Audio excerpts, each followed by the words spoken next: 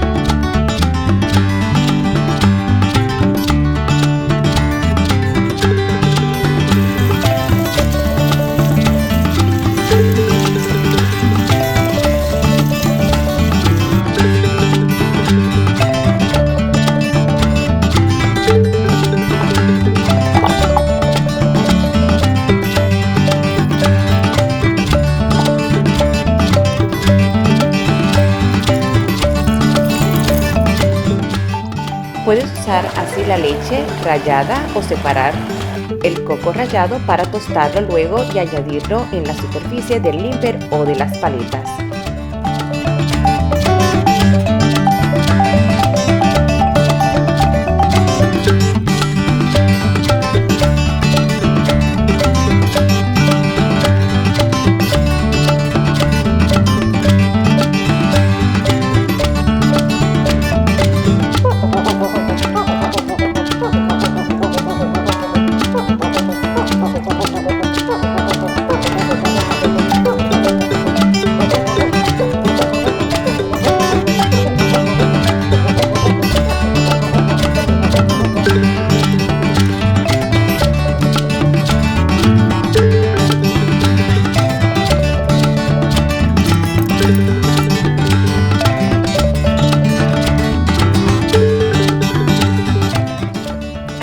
Leche de coco del coco que has abierto y utilizado con la pulpa.